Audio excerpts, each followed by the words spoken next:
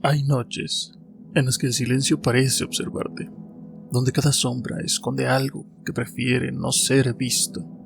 Algunos dicen que son solo historias, otros que hay verdades que se ocultan detrás de cada una de ellas. Esta noche escucharás voces del pasado, ecos de aquello que nunca debió recordarse.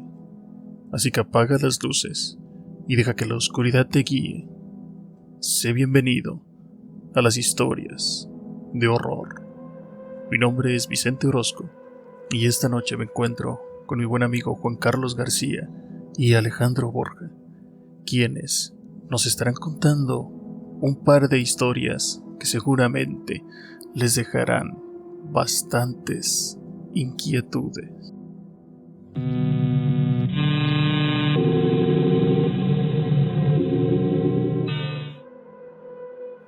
Buenas noches. Soy cajera en un viejo Oxxo en un pueblo de Chihuahua. Al lado de ese Oxxo hay varias tiendas pequeñas que cierran un poco más temprano, por lo que después de las 11 soy la única persona en esa calle. Al frente hay un estacionamiento mediano y un poco más allá una carretera poco transitada. Desde el mostrador puedo ver todo el estacionamiento, mi auto estacionado y la carretera. Y además veo claramente cuando llega alguien o los autos que pasan por la carretera. Este detalle es muy importante.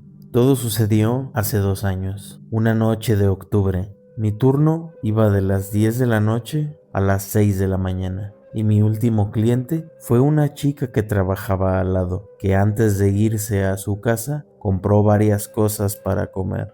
No fueron pocos artículos, prácticamente hizo una pequeña despensa antes de irse. Luego de eso pasó tiempo, quizá una media hora, y vi cómo poco a poco el estacionamiento se quedaba vacío, hasta que solo quedó mi auto. Yo, mientras tanto, estaba oyendo música con mi vista perdida en el horizonte. Tenía los audífonos puestos, aunque en un volumen bastante bajo, por si un cliente entraba y yo no lo veía, poder escucharlo.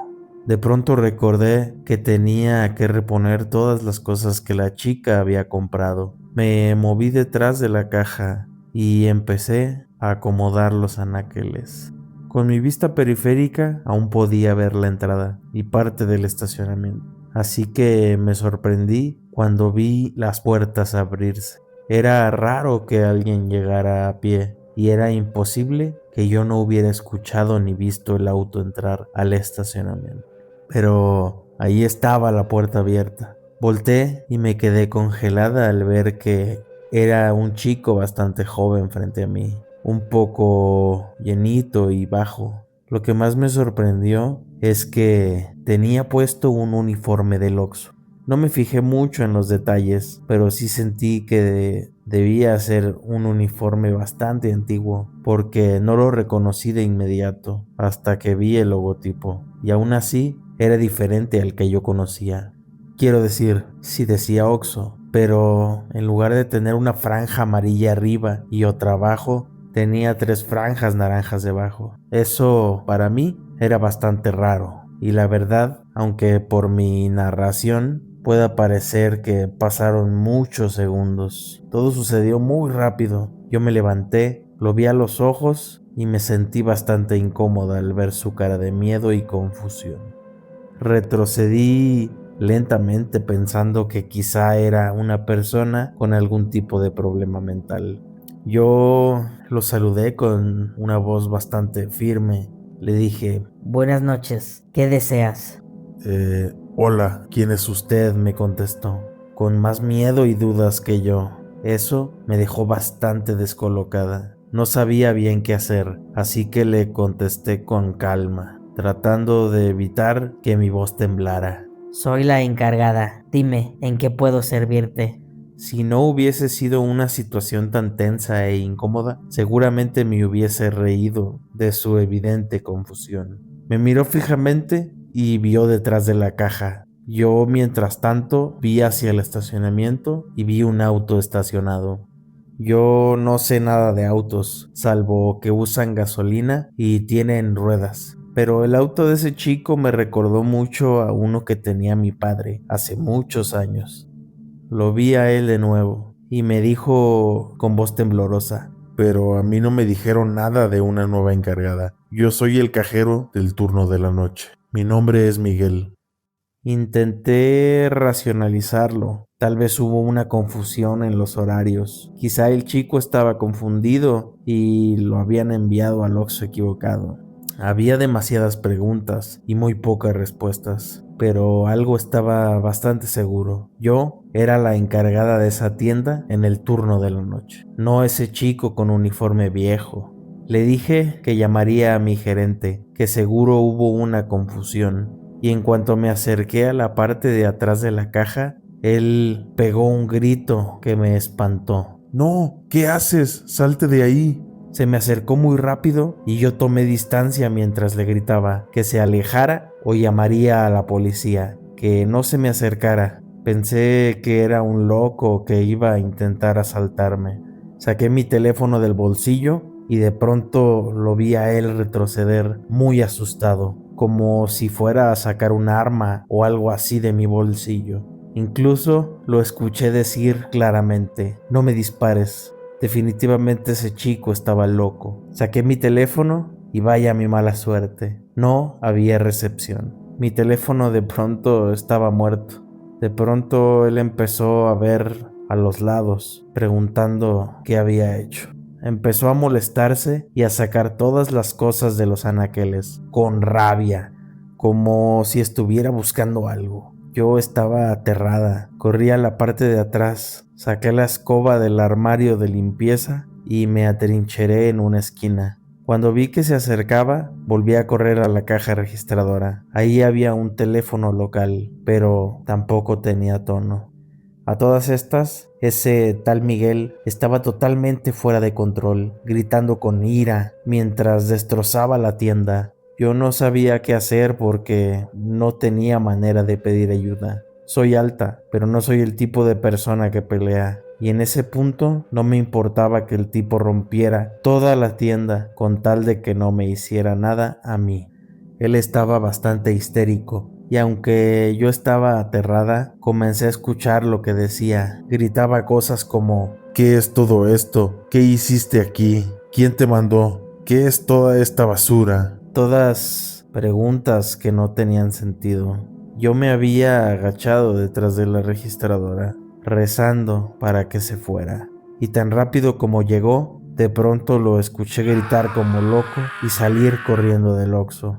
Yo salté detrás del mostrador y pretendí ponerle seguro a la puerta para evitar que volviera a entrar. Y aquí es donde la cosa se pone realmente extraña. La adrenalina me hizo saltar con fuerza y le pasé seguro a la puerta en un instante después de que él salió.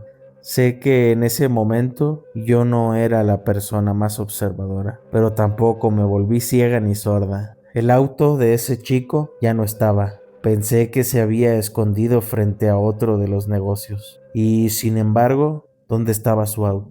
También había desaparecido. Sin hacer ningún ruido, esperé algunos segundos junto a la puerta, temblando como loca mientras esperaba que en cualquier momento él apareciera manejando su auto a toda velocidad, tal vez por el estacionamiento o directamente de la carretera.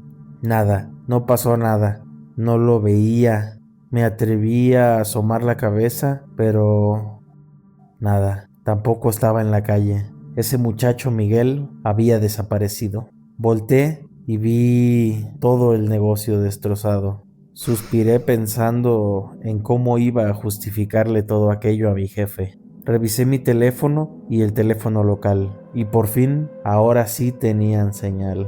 Se me ocurrió llamar a la policía, pero era un poco tarde para eso. Solo pensar en todos los problemas que traería, tener que dar una declaración de lo que había pasado, dar descripciones de un auto que no sabía ni la marca, y de un chico al que apenas pude verle la cara antes de que se volviera loco. No, olvídalo. Cerré mi boca y empecé a arreglar todos los anaqueles. Pasé casi todo mi turno arreglándolo. Los productos en su puesto de nuevo, afortunadamente. La mayoría estaban intactos. Miguel no los rompió ni los abrió, solo los tiraba al piso. Yo, mientras tanto, intentaba entender qué le había pasado. Fue como si de pronto se diera cuenta de que todo estaba mal en aquel lugar, como si no reconociera nada de lo que veía. Por fortuna, solo llegaron unos 5 clientes esa noche y los pude despachar desde la ventanilla. En serio, no tenía ganas de abrir la puerta de nuevo. A la mañana siguiente llegó el gerente y al fin pude contarle lo que pasó. Le dije que un muchacho con uniforme del Oxxo había entrado y me había dicho que él era el cajero y todo lo que ya les conté. Mi gerente tenía bastante tiempo trabajando en el lugar y noté que estaba pensando algo. No me interrumpió en ningún momento y cuando terminé me preguntó: ¿Dices que tenía el logo de Oxxo en su camisa y rayas naranjas? Yo le dije que sí, y él se quedó pensando, pero no me dijo nada más. Solo que me fuera a descansar, y no supe nada del asunto durante algunos días. El sábado me tocaba cubrir de nuevo el turno nocturno. Llegué un poco más temprano de lo usual, así que todavía estaba el chico del turno de la tarde y el gerente. Él me saludó con entusiasmo y me dijo que quería hablar conmigo de algo muy extraño. Yo no me preocupé, la verdad nos llevamos muy bien, así que no pensé que pudiera ser algo malo. Además, cuando dijo extraño, me despertó la curiosidad. ¿Sabes qué? Estuve revisando las grabaciones de seguridad de la tienda por si hacía falta denunciar lo que pasó. Me dijo con una voz baja. Tú sabes que la cámara no es la gran cosa, pero al menos funciona, excepto esa noche. Hubo una brecha de 15 minutos donde nada se grabó, ni dentro ni fuera del negocio. Cuando volvió la señal, solo se te ve a ti arreglando los productos en los anaqueles. Eso me puso muy nerviosa y le juré que lo que yo decía era real, pero él me tranquilizó diciendo que me creía y que no había terminado. Luego de eso llamó a su hermana mayor. Me dijo que ella recordaba muchas cosas del pueblo y eso. Le comentó todo lo que pasó, lo raro que era, y le preguntó si en algún momento que ella recordara, en el Oxxo de la carretera llegó a trabajar un tal Miguel.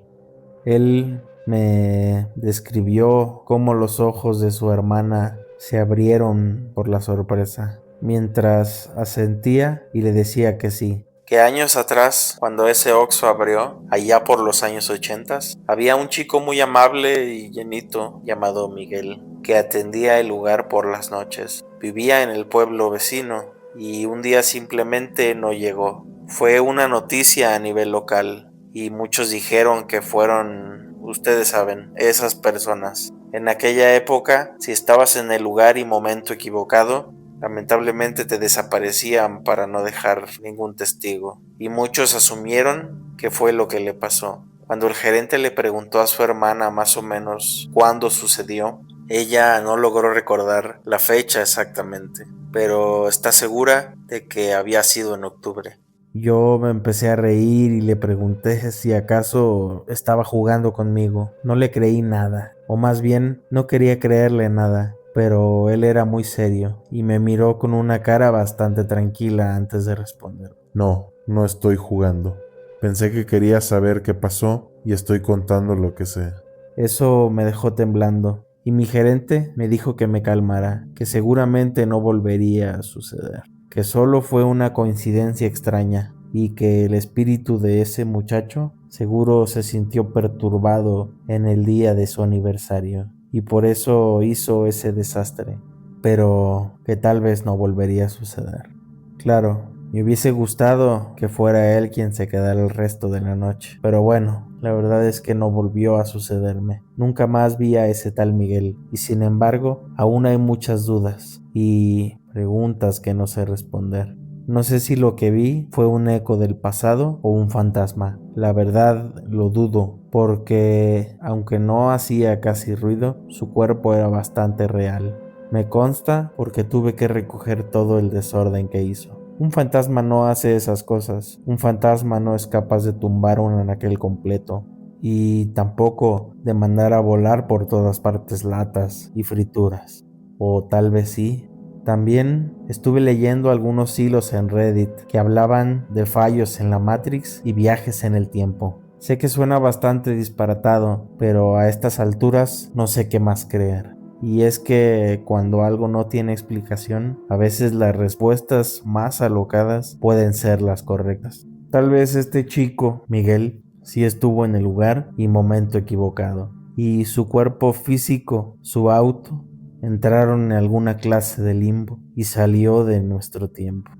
De lo único que estoy segura es que una noche de octubre, mientras yo trabajaba, un antiguo cajero del Oxxo se desapareció 30 años atrás y él hizo un desastre completo en la tienda. Y así como hace 30 años lo hizo, volvió a desaparecer. Y esa es, sin duda, la experiencia más aterradora e inexplicable que me ha sucedido en la vida.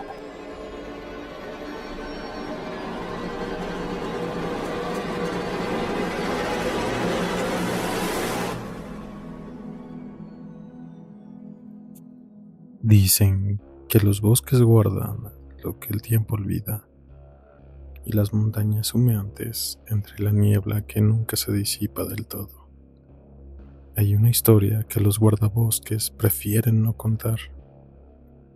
La historia de Caroline Foster y de lo que encontraron 2 años después de su desaparición.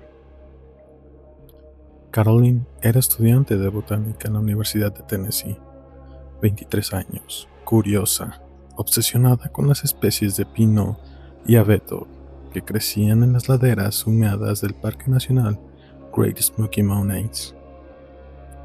El 9 de octubre de 1998 salió hacia el sendero de Alum Cave. Había avisado que solo haría un recorrido corto, recolectando muestras de resina para su tesis. Nunca regresó. El coche apareció aparcado junto al inicio del sendero, con su cuaderno de notas dentro, una botella de agua medio vacía y una bolsa de tela con fragmentos de corteza. Durante semanas, más de 80 voluntarios, perros de rescate y helicópteros cubrieron kilómetros de terreno. Ni una huella, ni un trozo de tela, ni una pista. Era como si el bosque se lo hubiera tragado. Pasaron los meses y, como siempre, el caso fue enfriándose. Los amigos dejaron de aparecer en las entrevistas. Los periódicos pasaron página. Solo su madre seguía visitando el sendero cada aniversario. Dejaba flores al pie del cartel que marcaba la entrada a Alum Cave Trailhead. Mayo del año 2000. Un grupo de espeleólogos amateurs se internó en una zona prohibida del parque, un área de barrancos y cuevas que no figuraba en los mapas turísticos. Querían explorar una cavidad que, según viejos registros, servía como refugio de cazadores furtivos durante los años 40. Uno de ellos, Jacob Rains, fue el primero en notarlo. Una estructura de piedra cubierta parcialmente con ramas. Parecía un altar. Encima, una losa de pizarra gruesa, y sobre esa losa algo que, a primera vista, creyeron un tronco. Pero al acercarse, el aire cambió. Había un olor dulce, penetrante, a resina fresca. Y dentro de aquella masa de ámbar, endurecida por el tiempo, se distinguían formas humanas. El informe oficial, que apenas circuló unas semanas antes de ser archivado, hablaba de un hallazgo antropológico no determinado. Pero las fotografías, las pocas que circulaban antes de ser retiradas, mostraban claramente el cuerpo de una mujer joven en posición fetal, completamente encapsulado con una sustancia translúcida de color miel oscuro. Una especie de sarcófago natural, o no tan natural. El análisis posterior determinó que la sustancia era resina de pino y abeto, recolectada manualmente. No había señales de herramientas industriales ni de combustión. Alguien había derretido, vertido y moldeado esa resina a mano, capa por capa, hasta cubrir el cuerpo por completo. El proceso debió tomar semanas y quien lo hizo sabía perfectamente cómo conservar el cuerpo. El detalle más perturbador no estaba en el cuerpo, sino debajo de la losa. Cuando levantaron el altar, encontraron 4 troncos toscamente labrados, uno en cada esquina, con símbolos tallados a cuchillo, marcas circulares, espirales concéntricas y una figura central, un ojo abierto dentro de un triángulo.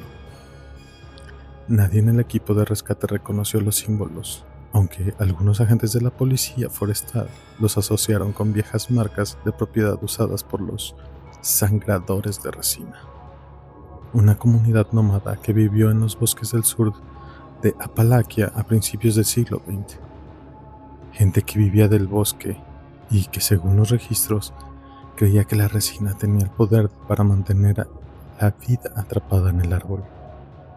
El cuerpo fue trasladado al laboratorio forense del condado de Sevier. La identificación genética confirmó lo que todos temían. Era Carolyn Foster. Para los forenses no pudieron explicar una cosa.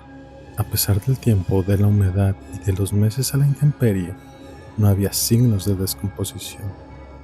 La piel bajo la resina parecía intacta. Los ojos, aunque opacos, conservaban forma, como si el tiempo se hubiera detenido dentro de aquella cápsula. El Parque Nacional cerró el acceso al área durante casi un año. Las autoridades hablaron de un incidente ritualista aislado. Nunca hubo detenidos, el expediente se selló y las fotos fueron clasificadas. Pero entre los agentes que participaron en el rescate, la historia se siguió contando, con pequeños cambios, con detalles añadidos o borrados. Dicen que cuando movieron el cuerpo, la losa de piedra dejó una marca negra en el suelo, como si algo se hubiera quemado desde adentro. Dicen que uno de los hombres que tocó la resina sin guantes sufrió quemaduras químicas en las manos, aunque los análisis demostraban que la sustancia no era corrosiva. Y dicen que cuando intentaron trasladar la pieza completa al laboratorio, un fragmento del capullo se quebró, dejando salir un olor dulzón, vegetal, casi fresco, como si la resina aún respirara. En 2002, la madre de Carolyn donó las pertenencias de su hija a la universidad, entre ellas un cuaderno de campo lleno de notas y dibujos. En la última página había una frase escrita con tinta verde: "El bosque no da lo que no reclama primero".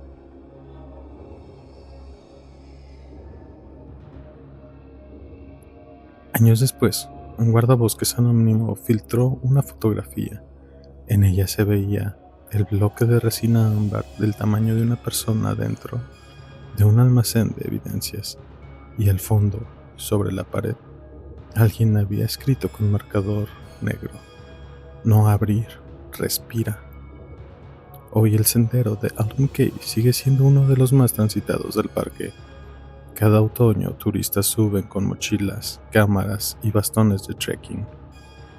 Nadie nota el cambio de temperatura al pasar por el kilómetro 7, ni el olor a resina quemada que a veces flota entre los árboles.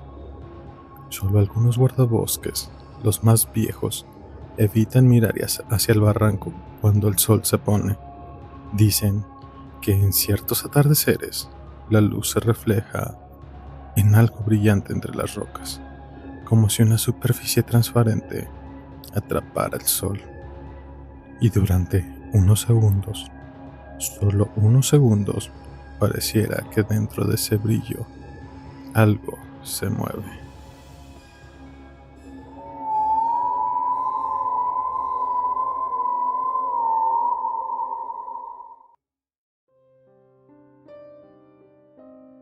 La noche del 2 de noviembre, un manto de terciopelo negro cubría a San Gregorio. Pero no era la oscuridad habitual, era una oscuridad que respiraba, que palpitaba con los ecos de lo que se niega a descansar. En el panteón, las velas que no ardían eran más numerosas que las encendidas. sus cirios consumidos por un frío invisible que se colaba entre las lápidas. Se decía que en esas noches los muertos que no encontraban paz vagaban, buscando un aliento que robar, una llama que avivar con la de los vivos. El viejo Mateo, guardián del camposanto por más de 40 años, lo sabía mejor que nadie. Solía narrar que, al filo de la medianoche, las ofrendas en los altares más antiguos comenzaban a moverse por sí solas. Un pan de muerto que giraba lentamente, un vaso de agua que se vaciaba sin que nadie bebiera. Pero esa noche era diferente. El aire no solo estaba frío, sino que cargaba un peso, como si miles de ojos invisibles observaran desde las sombras más profundas. Mateo estaba terminando su ronda cuando escuchó el primer susurro. No era el viento, no era el crujido de las hojas secas, era una voz baja y sibilante que parecía emerger de la misma tierra. Te esperamos. Se arrastró entre las tumbas, tan cerca que sintió el aliento gélido en su nuca. Se giró bruscamente, el farol temblando en su mano, pero solo encontró una silueta distorsionada de una cruz de piedra. Continuó su camino, el corazón martilleándole en el pecho, las velas apagadas. Antes, solo indicios de abandono. Ahora, parecían centinelas silenciosos. Al pasar por una tumba sin nombre, cubierta de musgo y olvidada por el tiempo, la tierra se movió. No fue un temblor, sino un hundimiento sutil, como si algo estuviera intentando salir o regresar. La losa de piedra que la cubría se levantó apenas 1 centímetro, emitiendo un gemido áspero, metálico, que a Mateo le erizó el vello de la nuca. No se detuvo, corrió. El panteón se transformó en un laberinto de sombras amenazantes. Los susurros se multiplicaron, rodeándolo, invadiendo su mente. Uno de nosotros. Tu aliento. La risa que siguió fue un coro de gargantas secas y huesudas, un sonido que no pertenecía al mundo de los vivos. Llegó a la reja de hierro forjado, que chirrió al abrirse. No se atrevió a mirar atrás. Sabía que las velas apagadas ya no eran meros objetos, eran faros de una procesión silenciosa, un cortejo de sombras hambrientas que lo seguirían hasta el amanecer. Y mientras corría hacia la tenue luz de su casa, juró haber sentido una mano fría, no de carne ni de hueso, rozar su tobillo, intentando arrastrarlo de vuelta a la oscuridad perpetua, al lugar donde las almas errantes celebran su propia y macabra noche de muertos.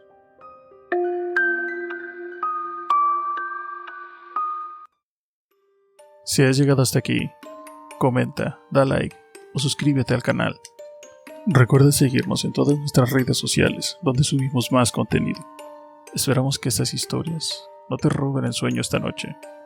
Nosotros tenemos una cita el siguiente jueves a las 8 p.m. Recuerda andar con cuidado, no sea que te conviertas en el siguiente protagonista de las historias de horror.